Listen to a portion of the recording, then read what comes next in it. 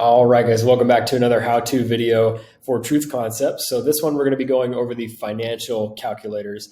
There are 5 of them to choose from. So to find them, you'll come up here to calculators, click on that. You'll drop down to financial, and then you'll see this little bar over the side, and you'll see all 5 calculators right there ready for you to use.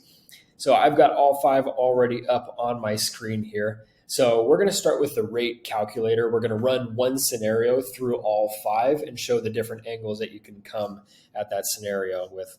So we're going to start with the rate calculator first. So we'll say our present value for this scenario is $100,000. Okay. Our annual payment is going to be $10,000, and we have a goal or a desire to get that to 1 million in the future.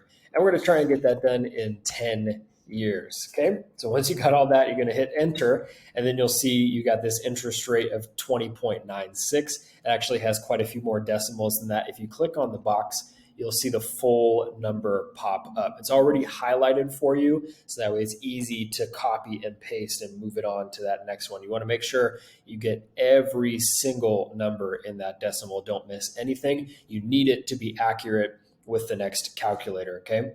So we're going to go ahead and, again, copy and paste that. We're going to take this over to the present value calculator. So again, our future value is going to be 1 million. Our annual payment is going to be 10,000.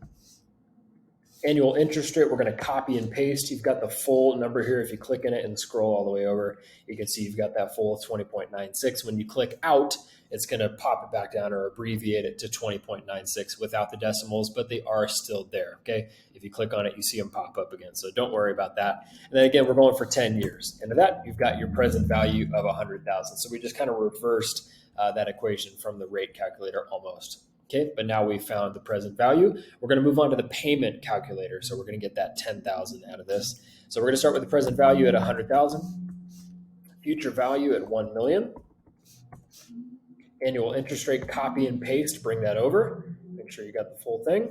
And then years, again, we got 10, and we wind up with 10,000 as the annual payment. Okay, so now you're kind of starting to get it. We're going to take it down to the future value calculator. So we're going present value at 100,000. Annual payment is 10,000. Annual interest rate, again, copying and pasting. 10 years, and then you see you've got that future value of 1 million, right? Super simple. Time period, we're going to do the same thing, 100,000. Annual payment, 10,000. Future values, 1 million. And then annual interest rate is copied and pasted over. Once you hit return or enter, you then see you've got the 10 years. So it's one scenario. We're coming at it at a bunch of different angles, but that is the quickest run through possible on your 5 financial calculators. So I will give you another example here. So let's go ahead and use the rate calculator again. I'm going to clear this. So if you want to do a new calculator, just hit clear.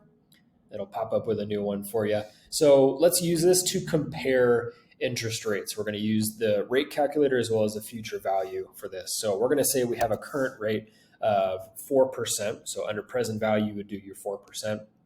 We're going to keep the annual payment at 0 just to show this in its simplest form. And then we're going to compare that to 5%. So say you have 4% interest rate on this account, you're able to invest it into something that gives you 5% interest. A lot of people think, oh, well, 4% to 5%, that's just 1%, but it's actually 25%. So if you think about it, 1 is a quarter of 4. You take 1 and add it on to make 5. That's an additional 25% onto what it was before, right? So then let's go to years. We'll do 1 year just to keep it simple. Hit return, and you've got that 25% difference, right? So now let's go down to future value calculator. I'm going to clear this one, again, erasing it. Then I'm also going to add a new one. If you click new right there, it's going to pop up with a new future value calculator. So I'm going to have 2 on the screen. So now you see I've got future value 1 and future value 2. I'm going to go ahead and cover up time period. All right, so let's go ahead and compare that 4% to that 5%. So say you've got a $1 million present value. We've got that annual payment of 0. Again, we're going to keep it straightforward here. Annual interest rate of 4. And then over, let's say, 30 years, right? So let's give it a big span of time so we can really see the difference here. So 30 years on that. And we're going to see we come out at the end of the 30 years with $3.2 million. All right, let's go over to future value calculator 2. Now we're going to try and compare it to 5%. So again, present value of 1 million, right? That's 10 million. Go. Annual payment of 0, annual interest rate of 5%, years 30, and go ahead and hit enter. You've now got a whole $1.1 million more than what you did with the 4%. So again, 4 to 5% is not a 1% jump, it's a 25% jump. You've got 25% more over here with that 5% interest rate, or that bump up, right? So there's a couple of different ways to use these. Again, nothing too crazy, pretty straightforward, right? But if any questions come up, you guys know, don't hesitate to reach out to us at Truth Concepts, and we will help you to understand whatever you guys are stuck on or help to make things a little bit more clear. But enjoy practicing with these, enjoy using them with your clients. We'll see you guys later.